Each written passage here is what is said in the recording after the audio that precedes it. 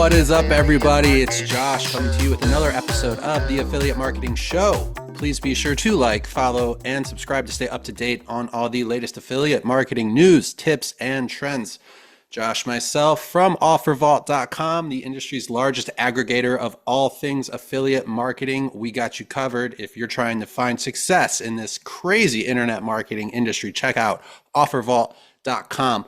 We also have Mr. Paper Call Adam Young, as well as the industry legend Harrison Gevirtz, and our special guest today, Akie Hamam, founder of Affiliate Business Club, the Nile Cleanup, 30D Capital, as well as some other awesome project. Akie, what's up, dude? How you doing? What's up, man? Thanks for the intro and awesome to have you guys all here and be on your show. Yeah, we appreciate you coming on, man. I mean, me and you go back a little. I remember going to some of your events years ago. I think it was in Spain and Barcelona. I know you do the Affiliate Business Club for Bangkok, and I don't know. I want to say you do like I don't know how many you do now. I remember you used to do like six, seven, eight, nine, 10 of them a year. How many? And we'll Oh, dive more more. into this shortly. Yeah, how many are Yeah. you doing a year now? Now we're doing about six, seven a year, sometimes eight. But before, I think our peak year was 32 or 36 in What? one full year. Yeah, dude. I just That's Now, remember. that's like amazing. I Were they know. like smaller events, like just cities where people in the industry, or were they all at trade shows? Because I believe right now you do your events kind of like around the time the Bangkok show is, or around Affiliate Summit Vegas or East or whatever, right? Correct. So now I think the industry changed a lot. I think we're going to dive deeper into it soon.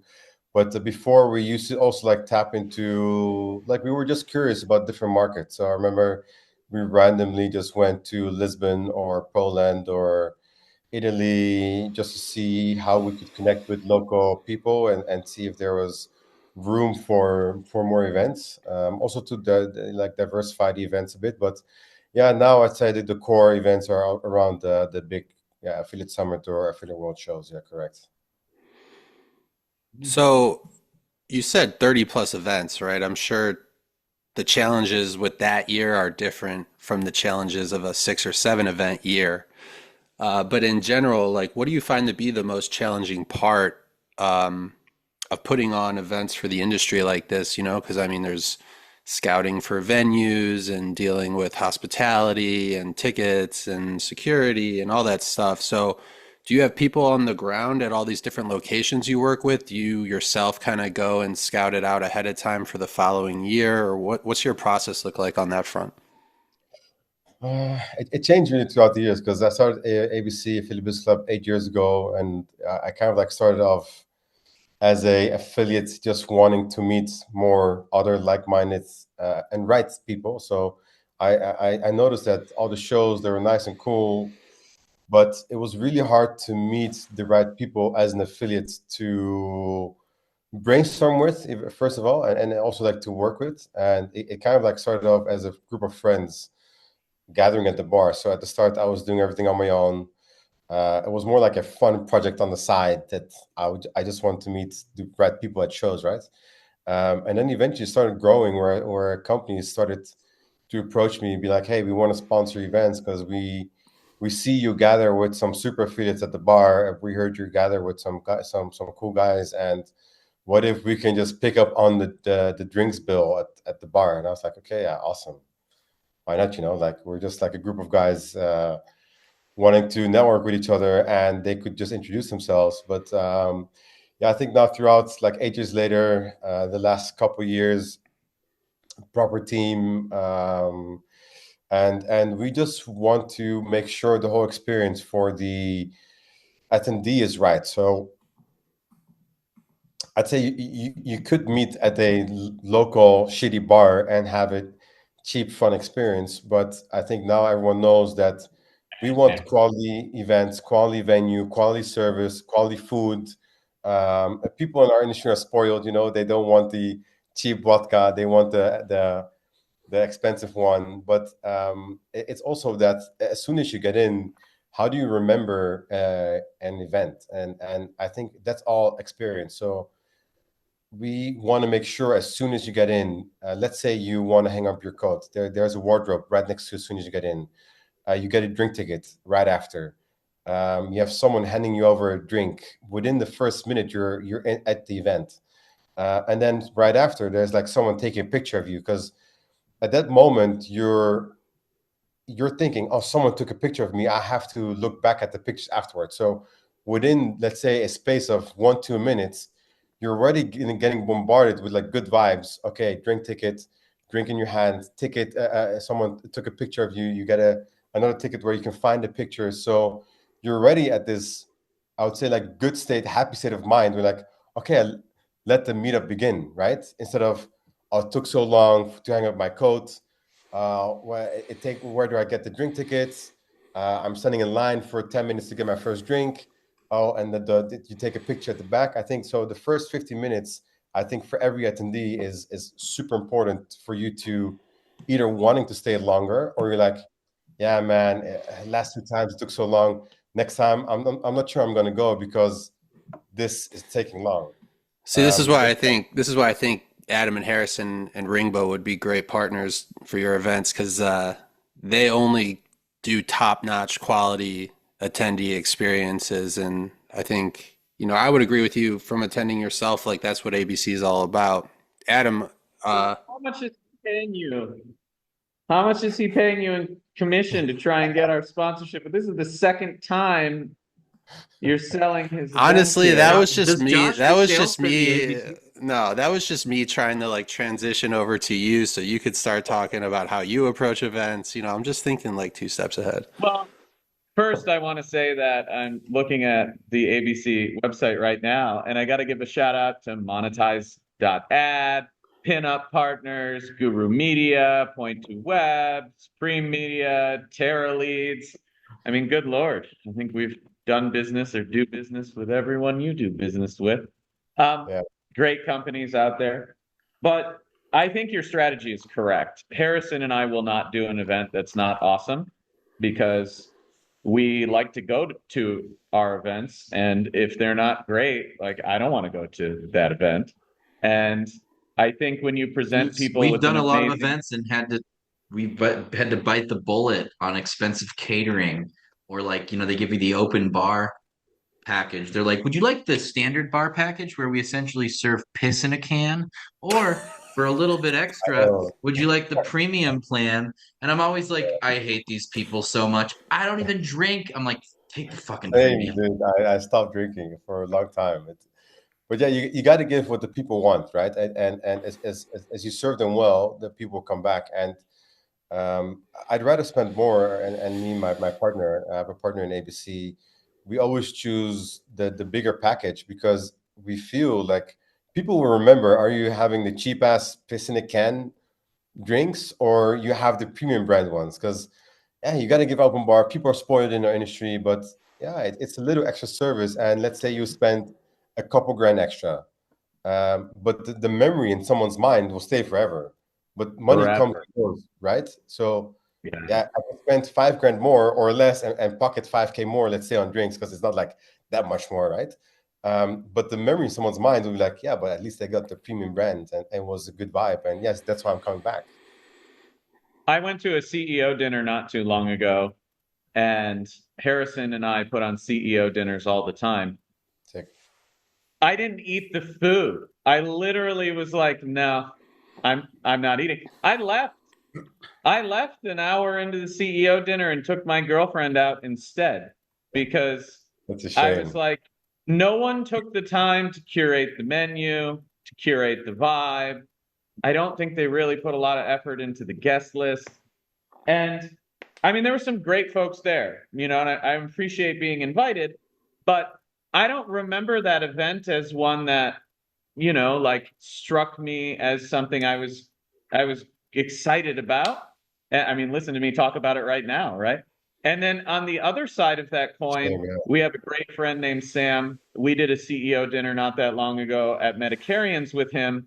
We did it at a private room at Poppy Steak, and Mhm. we ordered so much food that you couldn't put anything on the table. People were like, what in the hell? Like, we've never seen anything like it. And Josh, I'm Yeah. gonna send you a photo of this, and you can like cut it into the edit right now. Well, I It's the know from most experience. I went to dinner with the two of This you in sounds Vegas one horrible. time. You can use it as a thumbnail for this This episode. this Yeah. sounds pretty bad, and I apologize to all of the environmentalists watching. But if you're gonna hold a corporate event, Yeah. you like when the appetizers are served, if there's not like some food being wasted, you fucked up. And I know that sounds bad, and like I'm personally, Oh, I you're don't right. try to do this intentionally, but I've been in the opposite situation where I'm like, There's hey not enough sir, like food. can I get some bread because I'm Yeah, starving yeah, at yeah. the When dinner it's after slow, like the infant portioned Caesar salad is served. with And the roast like piss as well. I mean, No, it's I kind yeah, of it's kind of related to the business concept of overpromising and uh I'm sorry. What am I trying to say under here? on the Yeah, promise yeah, of over yeah. Yeah, yeah. Yeah, that's it. That's the one. Except with food. Yeah, you always want to play it safe. yeah, no, Well, look, actually, and so you with said food, Akie, and I bet yeah, you're very similar. Harrison spends hours and hours and hours negotiating menus and doing head counts and trying to figure out right, what's going to be good and not. Harrison and I will eat at the venues before we actually exactly. host an event yeah, there. tour it, show me the room. What are we working with? Yeah, we've toured hotel rooms and restaurants and bars and always talked to the staff and like events that are good are a labor of love. I don't think people realize how much time and energy goes into it. Every Yeah, single mastermind that we've held, like it may look like we made some money, we lost money. The amount of time and effort that we have to put yeah, in yeah. for it is I've insane. been And so I really respect that you care about these things appreciate it. because when people connect at a memorable experience, amazing things happen and they never forget you for it. And yeah, so I think it's super cool. Yeah, I believe I say it to a lot of people. One of the reasons I still organize events, so I have other ventures as well. But I love organizing events because I believe, first of all, events going to be the goal of the future. So with all AI and technology and everything being automated, it's known that like hundreds of thousands or millions of jobs are going to be lost. But at the end of the day, people need human connection and interaction. And also with business, the best business deals are done face to face, sitting at a dinner table, which is good organized. Because now you're talking about this, I can say like shitty dinner. You could have stayed longer and maybe made more and better connections if the food was just great. And for dinners, I always curate it myself. Everywhere we do it, like I'd rather fly in a few days early or just a week earlier, or in and out, and after be like, okay, we're gonna do the dinner here. Than not knowing how the venue or the dinner tastes like, or the venue looks like, or also like the vibe of the venue is also very important, right? Is the private room a proper private dinner space? It might look good on pictures and they Photoshop it or make it brighter, but maybe you come in like the shitty back door and you need to walk like a couple hundred meters to the toilet. For the attendee, it's all about the experience. So yeah, man, I love hosting these dinners as well, and I think they're one of the most important to connect on a high level, like face to face. Yeah, if you take anything away from this segment, definitely do not overpromise and underdeliver because that will not help you get far in this space. I do want to ask you guys, you know, we're recording this on Wednesday, November 6th, the day after Election Day here in the US. Uh, Donald Trump going back into office. I'm just curious, do you guys feel like this is going to affect the affiliate marketing industry in any way? And if Hugely. so, I mean, hugely. So I'm in multiple Skype groups. Adam is as well.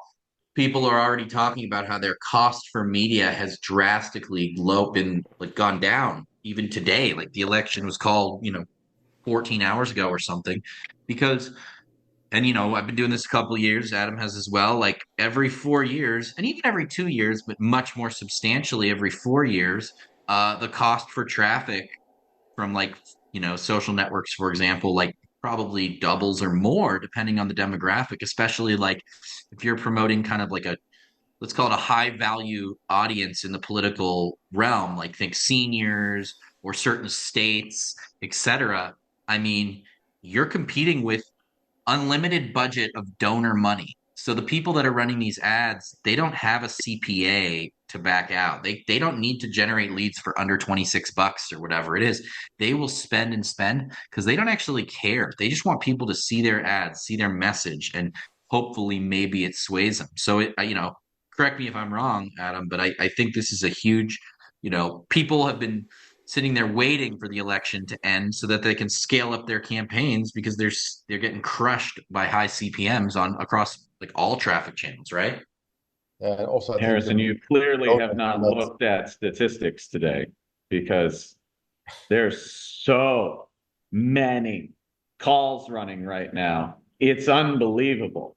Like, I usually wait till the end of the day. It's good to know. If you go look in our infrastructure Slack right now, people are having a day. Okay. See? So there we go. Today will be by far the largest traffic day in pay-per-call in 2024 to date. That's crazy. Well, why is that, Adam? Well, the reason for that is Kamala was spending something like $100 and something million on Facebook ads, for instance. And they're also spending hundreds of millions of dollars across all media channels. And so when you have this gigantic advertiser, maybe the largest of anyone else, and they pull 100% of their budget overnight, ad costs drop drastically. And so you see a bunch of marketers able to get cheap bids and make their campaigns profitable, even if they're selling to brokers or not direct or don't have a good payout. It almost doesn't even matter today because the advertising price plummeted. And I mentioned Kamala specifically because she had a much larger war chest than the Republican campaign. And so her campaign was spending like just lighting money on fire, billions of dollars, I think. And all of that media has stopped, just completely ceased. And so the algorithms turning off a light switch, are now running all the other ads that maybe weren't previously performing to CPA targets because the CPMs effectively crashed overnight. And we saw an increase in traffic yesterday, which was surprising to me, but it looked like media budgets were pulled earlier than expected yesterday. I think the campaigns understood what was going to happen. I mean, if you look at the data, there was like a complete sweep on the Republican side. And a lot of that data was in early. For instance, we knew about Florida very early yesterday, and Georgia had leading indicators as well. And so I think the Democratic campaign pulled a lot of their ad spend early yesterday, and we actually saw call volume go up throughout the day, past when we would expect it. And then today, I mean, it's literally like a fucking rocket ship. So awesome for the pay-per-call space. It's amazing, but I think that's going to continue through the end of the year. And, what's interesting about the last 3 years, and I was talking about an opportunity with some of our customers, we held like a mini friend mastermind last weekend, was that regardless of your political opinions on the subject, and I don't want to express an opinion here, the reality is over the last 4 years, there's been a significant increase in immigration into the United States of Spanish-speaking populations. And those folks are going to need products and services. They're going to need the same things that everyone else does. And regardless of your opinion of this, it is a financial opportunity because they will have money and they can be targeted and marketed to just like anybody else. And so I think that's a really great example of sifting through a political landscape and trying to understand what opportunities exist without putting biases on where you live on the political spectrum, right? Like, I don't care where you live on the political spectrum.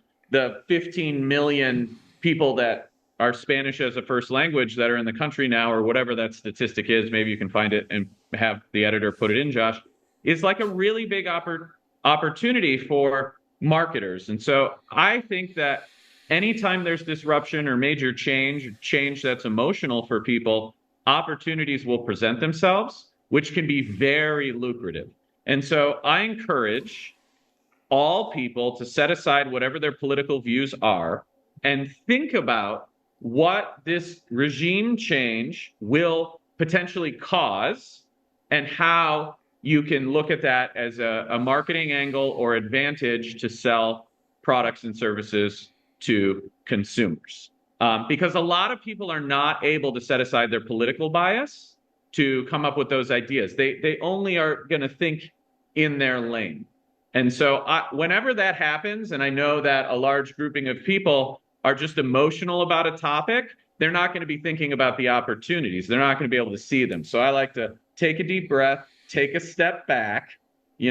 I actually believed last night, regardless of who won, that we'd all be fine. We're not going to die. Life will go on. America's still going to be great. Like, whatever. Didn't really, so we're good. Yeah, we're going to be fine. And so take a step back, and think about what opportunities may exist. And people are going to make a lot of money that are able to do that. Akie, two-part question for you. I know you're based in Amsterdam right now. Is that where you're from originally? I'm born and raised in The Hague, a little bit outside Amsterdam. But I spend like half of my days in Cairo, half of my year in Cairo now, and Amsterdam, yeah. But Amsterdam is home during summer usually, and Cairo winter.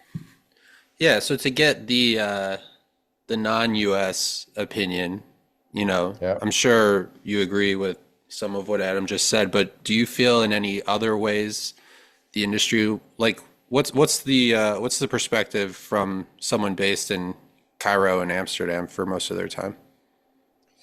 Well, I really agree with Adam, with what you said, and the fun thing is, I think most of the donors to jump in on the ad budget or ad spend, they're not performance marketers, right? I think we as the affiliate marketing industry, we're very focused on the smallest detail of conversion and optimize it in the best possible way.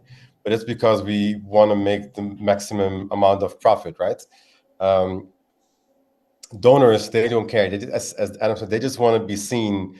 They don't care about anything else as long as people, like, let's say the views are there or the CPMs or whatever. Like, there's like, oh, so many people saw what we're doing. That's it. But like, from outside point of view, I must say I'm quite in the middle, because all my entrepreneurial friends from all over the world, I'd say they're more happy that Trump won. And if you're less of an entrepreneur, more of a social impact, or I would say, how do I put it in a good perspective where I choose the right words? Let's say for non-entrepreneurs, I definitely see a lot more women from all over the world supporting Kamala. I should say, like, depends on how you pronounce it. But from a business point of view, I'd say all my business partners, they're happy that Trump won, because they know it's going to be good for business. They know at least it's not going to continue in the same last 4 years as the U.S. has been going, with a lot of things happening in the world. Like, I'm going to leave aside what the opinions are on the Biden-Harris administration, but I do truly believe that the world needs a proper change on many political levels. So. And which always also really helps all the business people in all perspectives. And I'd say, like, Trump, from a businessman point of view, he understands more what's needed for business. But I'm not saying he understands everything what the world or US needs. But from a business point of view, I think he would be a better option than Kamala. Like, he understands. That's why Elon Musk pushes him or promotes him. I think all the conscious people started supporting him because they understand that he has way more value to provide than a Kamala, for example, and he wants to support them more. So I'm going to leave it here because I have my own personal opinion as well, but to leave it in the middle, I think from a business point of view, Trump, yes. From another point of view, yeah. Yeah. Well, speaking, go ahead. I'll touch on that a little bit. And so one of the things that concerned me about the federal government today is that it's if you account for federal and state employees, I think it's something like nearly 50% of the U.S. of population that's employed is employed by the government. And the thought process I have around this, and I've read quite a bit about it, is that once you cross that 50% line, then you have more than half of the able-bodied working population essentially surviving off of the government. And that creates an environment where all those folks are going to be focused on maintaining and keeping the government jobs and making the government continue to spend, whether it's financially responsible or not. And to me, as a business owner, I take our P&L at Ringba very seriously.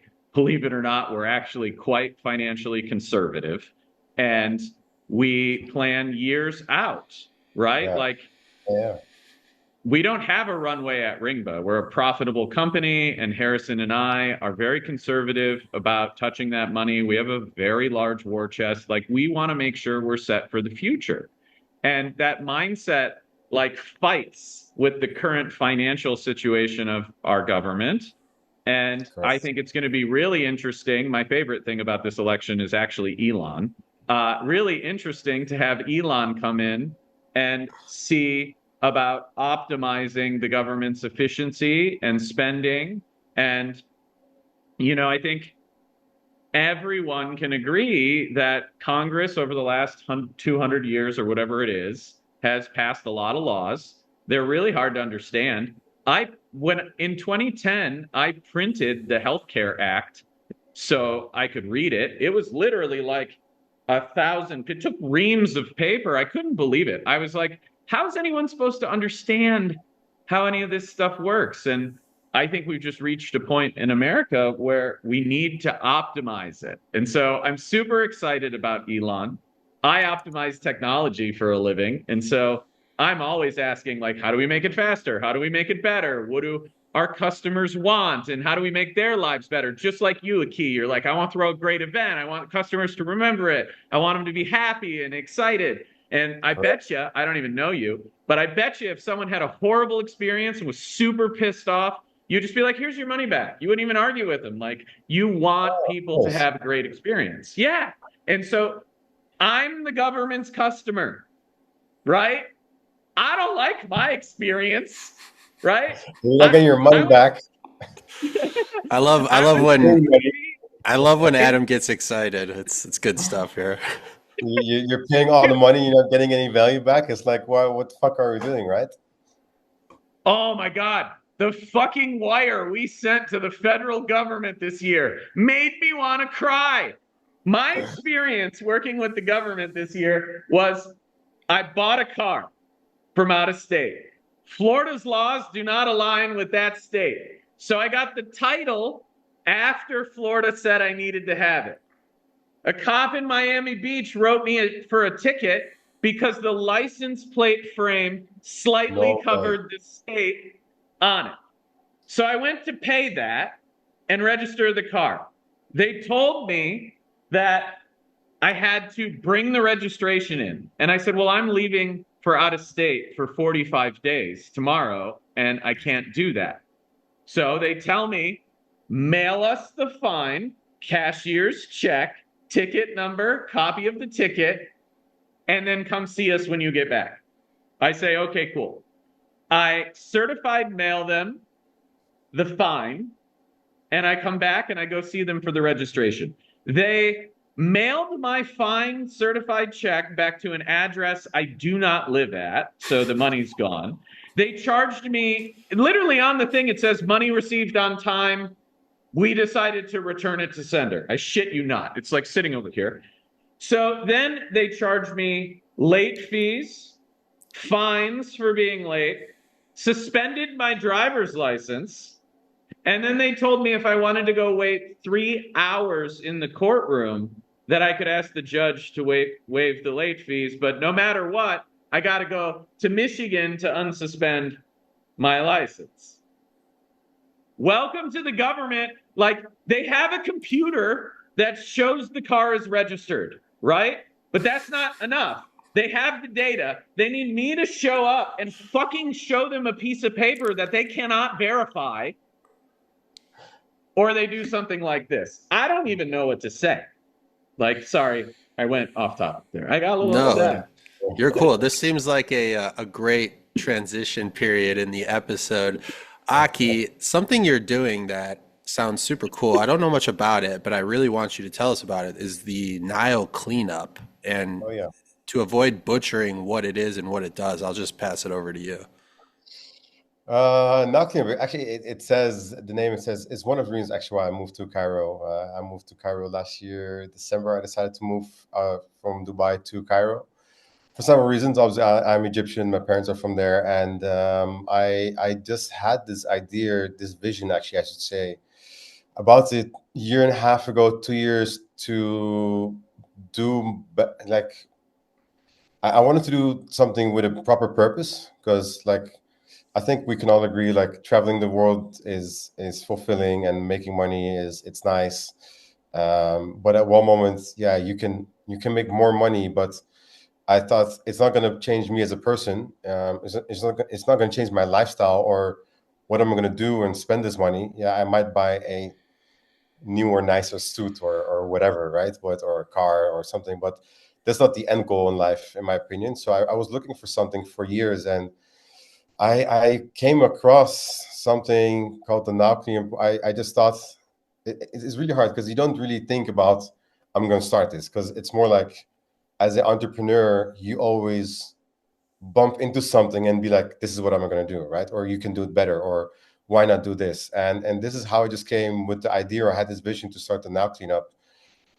We've been working super hard this year in the back end, actually meeting with lots of local community, and also met up with some ministers. I would say definitely this year I was expecting it to move faster. We haven't done a proper big cleanup yet, but we're planning to do our first very big cleanup in February 25. Can you And kind of walk us through, like, what does a cleanup look like? a cleanup now is actually there's different types of cleanup. So one of the cleanups is really cleaning up the shoreline, and trying to make sure that the local community actually understands that they shouldn't throw the trash away out in the open. I would say in Cairo, one or like the bigger cities next to the Nile River, it's polluted, but people are starting to get really more conscious that it's it can't continue like this. One of my major goals is the Nile Delta. So the more you go up north and the more you go towards the Mediterranean Sea, it's to make sure it doesn't get into the ocean. And because there's so many little villages at the top north above Cairo, I would say, towards the Mediterranean Sea, that's where we found that the biggest problem is actually there. And clean up in terms of really simple, uh, people just cleaning it up and putting it in trash bags, or like picking up. It's harder to work with nets, because also boats, and it's not that there's one place where you just see tons of trash flowing. There are some, and we're also looking at these parts, and they're mainly based in the touristic areas. So we found a few places in Luxor, all the way in the down south, where we've been in touch with the Minister of Tourism and be like, okay, maybe we should start cleaning these parts, because then it's like a win-win situation for all of us. The tourists see like a cleaner place. We're good for the environment, and actually the local community also sees that there's change happening. The end goal is really, yeah, to make the whole Nile River clean from beginning to end, and to work especially on the whole waste management, from picking up the trash, making sure it's getting recycled, and hopefully, eventually later also taking or buying up more trash. This might be like in 5 to 10 years time, because the trash in the city itself, like Cairo is, I wouldn't say a dirty city, but there's some places where you can just see it's yeah, it's a third world country. It's unlike Amsterdam, where everything is so organized, where Like here, I take out my trash to the corner and there's a bin and then it's on the street. And then all the people here, they're very conscious about how we treat trash. And even in my streets, like you wouldn't find, maybe you like randomly find a paper on the floor, right? But on the street, but in Egypt, it's almost like on every corner of the street or every street, you'll find trash flying around, or that just like people don't know where to leave it. And I really want to, yeah, I had this vision to clean up Egypt and to start with the Nile River, but you can't be like, hey, I'm going to clean the whole country. So I mean, it's it's a pretty big vision. I feel like it goes back to like what we talk about on the show all the time. Like, what's your why, right? Like, what are you doing bigger outside of work in your day to day? yeah. On top of the I, Nile Cleanup, I know you're also the co-founder of 30D Capital, um, a company at the forefront of asset management and stuff like that. Something I wanted to ask, also get Adam's opinion on it. Like without, I don't know, Adam, do I need to give a disclaimer on this is not our financial advice? Do not do anything we hashtag, say on the show. Well, I just gave it, all right? This is more for content. this is Don't not listen to financial us. advice. Yeah, yeah, we are not financial advisors. That being said, what's the most important financial advice you find yourself consistently giving people? Adam, you want to start? Or Yeah, I mean, don't spend money on bullshit, but we all do. yeah, exactly. I look, it's with the background you can clearly see, it's hard for me to give the advice I'm about to give. But what I will say is that when I was an affiliate in the early 2000s, ugh, embarrassing. I had a bunch of cars, probably some diamonds I'm not proud of. And I looked like an affiliate. My attitude was that of an affiliate. And I was fucking stupid.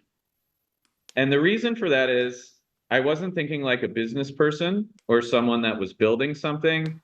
I just, I was broke and destitute in my parents' basement. And then I started making a lot of money. And my parents were super conservative, financially good, hardworking folks from the Midwest. And I didn't listen to their advice either. And, after a bunch of affiliate campaigns failed, I had to start some other businesses and I had to work my way out of a couple holes, again.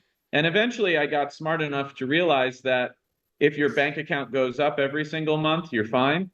And then later in life, like now, I don't really have many material possessions. If you were to go up to my closet, it's pretty empty. I mean, that's mostly my girlfriend's fault, but I'm allowed to wear 3 or 4 different t-shirts that are all the same color and like very, very simple but nice sets of clothes that are not branded but well made and tailored and look good. And I don't have a lot of stuff. I haven't bought a watch in 15 years. I was forced to buy a car. I didn't even want one of those. And I think the reality is the less you care about material things, the more you get to care about what really fulfills you and makes you happy in life. And for me, it's sitting behind me right there. That's a Goat Club award where one of our customers made $100 million inside of a year. Like, that's what matters to me now. It's not the other stuff. It's how do I grow the industry? How do I provide more opportunities? How do I connect more people? And when I stopped thinking about material things or competing with others in material things, my life got a lot more stress-free, and it just doesn't matter. Like, I was out at Live this weekend, surprisingly, believe it or not. Love Griffin. I don't drink, for the record, either. So for me, I just go for the music. And I saw a bunch of people there who were very concerned about how they looked and how people were addressing them and were very self-conscious about the amount of money they were spending. And to me, I didn't care. I didn't even hit the minimum for the reservation. I wore a t-shirt and I had an amazing time. And when you can remove that stuff from your life, you make better decisions and you're prepared for the future. And it's just a better life. Like, it's just better. Like, I don't want to compete on money because no matter what I do, I'll never win. Yeah, It correct. just doesn't work. So that's my financial advice for the kids.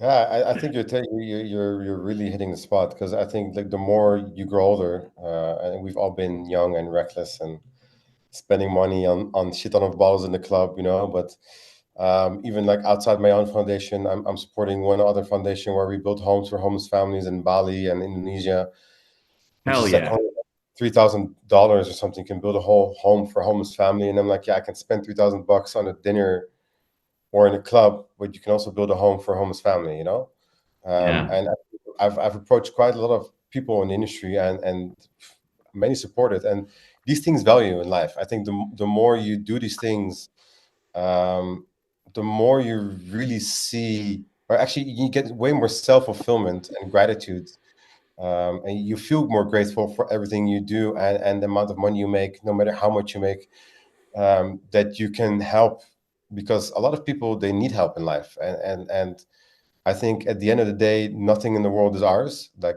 I feel super blessed, that I'm able to travel. I think I even read this quote that if you're traveling more than 5 times a year, you're among the top 8% of the world that's traveling 5 times a year.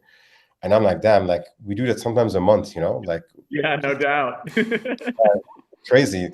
But then I was like, I realized once again, we live such a privileged life. So, and that's us, and we live in a very good. We work in a very good industry. I mean, with lots of opportunities. So the more you actually give back, in my opinion, and the more actually I started giving back to foundations or starting my own, the more things came with people, with money, with opportunities, because people see that you're having a good heart, you want to do good, you found your purpose, so they want to help you actually because they know you will do good with the money, instead of you're a total dickhead banking, let's say 100K a week or a month or whatever. Good for you, man. Like, and you're spending all the money on bullshit. People think of a certain way, and I think the most important thing is, how do people remember you? Like, do they remember you as a humble, nice guy? We're all guys here now, but or like a girl if someone's listening, or they think, yeah, he made shit ton of money, but he's a dickhead. I'd rather be making less money and be like a very nice guy to everybody and be like, yeah, at least he helped me or he's doing good. So, yeah, I really think it's all about giving back, and as Adam says, actually, I don't own a car too. I'm wearing my same Garmin watch for the last 6 years, and I think like I don't have to. I see friends with expensive watches, and I used to love it. I still love it, but I don't want to travel with it because it gives me way more stress when I travel with my expensive watch and be like, oh yeah, fuck the hotel. I can't wear it here in Barcelona. They rip the watches from your wrist. It might get stolen. People look at you different. And there's only a few places in the world, to be fair, where you can wear it safely nowadays, where nothing will happen. And I think 90% of the places where I travel to, I'd rather just not wear it. And same thing is with all the materialistic things. The more stuff you have, the more you have to just think about all the stuff you have, and you want Yeah. peace of mind, right? Instead of making sure I have a car here, I have a car there, whatever, and then what? You always want the nicer car, right? You always want the next big thing. Well, I think at this point in my life, I've reframed what I think status is or what a flex is, right? And Hmm. to me, you know, this flex. Those Oh are damn, 105 people I helped become millionaires. yeah, that's I got beautiful. $1 billion or so spread around this place of people I helped make money. I distributed my book to tens of thousands of people, right? Like someone's going to change their life because of it. And I think as I get older, I'm not impressed by the stuff. What I'm impressed by is commitment, dedication, people who do what they say they're going to do, people who show up when it's hard, and people who want to help others so that others can be successful. I think that's super rare. I think what you do is super rare. I know we just met, but I respect you a ton because of that. And like to your point, instead of like bonusing out some cash, Harrison and I decided to be the largest donor of a children's charity event recently. the people who donated the second largest amount, small company named Google. And when they came to us, they said, hey, are you willing to do this? So you notice I'm not even saying the name. I don't want credit for it. I don't care. I love the charity. My team was super excited about it. They all cheered and clapped. And we didn't even post about it. We didn't market it because it's just the right thing to do. And I think that's where I focus my status, like how I reap the status is like a random guy recognizes me in my elevator here on a regular basis. And I had one recently who literally was like, holy shit. I was like, what? He's like, you're Adam. He turns his phone around and he's looking at Ringbus stats. And he literally says to me, I got into pay-per-call, man. Yeah. And like now I have a business. This is incredible. Like he was like fanboying, which is weird for me as an introvert. But like that to me is the flex. Like I helped that kid create something he didn't have before so he can better his life. That's a bigger flex than anything I can buy. And, I'm also realizing like things like Josh and his wife, Beth, they're an amazing couple.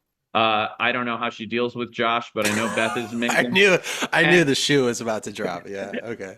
But like, what's your relationship like with your spouse or your significant other and your family? Like, are you showing up for them? My friend Dave and customer David Stodolak, we produce his podcast too. I went out with, him and his wife and some other clients. And at Live, when we were clubbing, what was really going on? We were talking about vision and goals for most of the night. Like, how can we scale bigger? What do we got to do? And David is an incredible individual. He has this relationship with his wife that's amazing. They take their kids everywhere. They don't sacrifice their relationship. They're there for their kids. They show up 24 hours a day for their team. Awesome. Like, dude, that's for successful people who can recognize it. That's the biggest fucking flex is he has no sacrifice in any section of his life. He's all in on everything and he delivers for everyone he cares about. And like, that's that shit that we should all be focusing on. Not rims. Love you. Yeah, Akie was on the LFG show, Adam. I don't know if you knew that. Oh, awesome. Yeah. Well, thanks for coming on. Was this year February, I think? And we're supposed to do another one, actually. A longer one. But it was, we did one in Dubai this year, February. Yeah, it was awesome. Awesome. Oh. Well, thanks for coming on that show, too. Yeah. Oh, you're sponsored too, right? Yeah. We produced it. Yeah, I know. Yeah, actually, I know. Yeah, that's awesome. So when I met with David here, I'll just tell the story real quick. Like David and I weren't doing business, but I just saw he's crazy. Everyone loves him. And I really respected like how much he gives himself to everything he does. And so I invited him over here actually and was just like, listen, dude, I think you should do this. I'll pay for it. I'll support you. I want you to win.